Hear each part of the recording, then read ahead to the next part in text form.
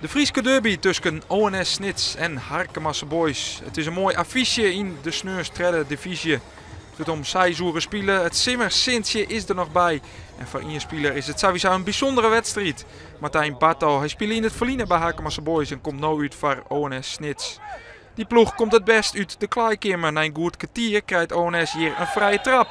De overtreding is van Henny Bouwjes. En de vrije trap ja, die leidt op een aardig plakje op zo'n 20 meter van de goal. Keeper Erik Jansema zet zijn mordel. Daar komt Nick Kuipers met de vrije trap. Hij krult hem om de morren in op de peel. En dan de rebound van Martijn Batto. Die gaat oer. Hier ONS Snits scoren matten. Eerst mij Nick Kuipers en de rebound van Batto. Hier de verzels Ekkie matten. Even later krijgt ONS op een vrije trap. Die wordt snel naam. Komt voor de voeten van Jenrits Prior. Die had 10 minuten helien. Maar doch dat te wild. Op een let ONS dus een kans lissen. In de tweede helft is Harkemasse Boys de ploeg die het goed uit de kleikamer komt. Hier is het Dennis van Duinen met de lange bal. Henny Bouwjes met de goede oornaam. En oh, wat een prachtig lopke voor ONS-keeper Barry Dieterwig hinnen. Henny Bouwjes, de onvierde van de Boys, zet zijn ploeg op een 1-0 voorsprong. En dat vinden de fans van de Harkema zelfs mooi. ONS reageert voortdurend. Het is de kopbal van Samir Miraki. Maar Erik Jansema, de keeper van Harkemasse Boys, kan redden.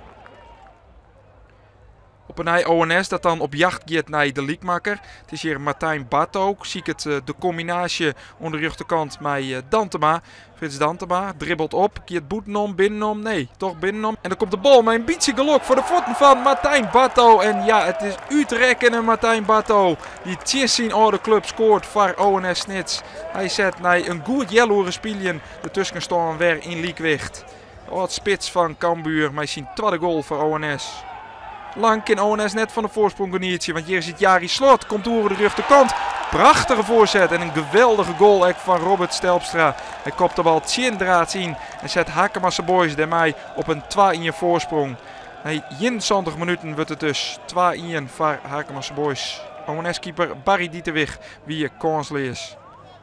Voortdurend uit de oortrap krijgt ONS dan de kans op de 2-2. Jume Ramos, invallen voor Batto. Mat is de bal gewoon meidje. Hij zit de bal gejocht. Tjen keeper Erik Jansema van Harkemasse Boys. Ja, deze bal matte er gewoon in als spits.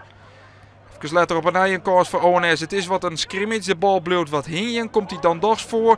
Ja, het is Meraki die de bal bij Prior krijgt. Die helpt uit. Maar Bouwjes leidt er met een sliding. Hij voorkomt de liekmaker van Prior.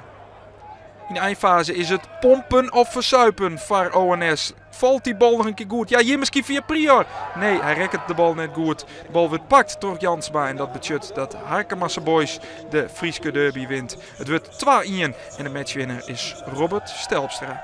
Ja, het voorzet weer geweldig. Hè. Dus ik hoef er alleen maar laten vallen. En ik ga van mij nog correct via de binnenkant peel zelfs erin. Dus echt de voorzet weer 94% van het werk en ik zie mooi op een goede plak.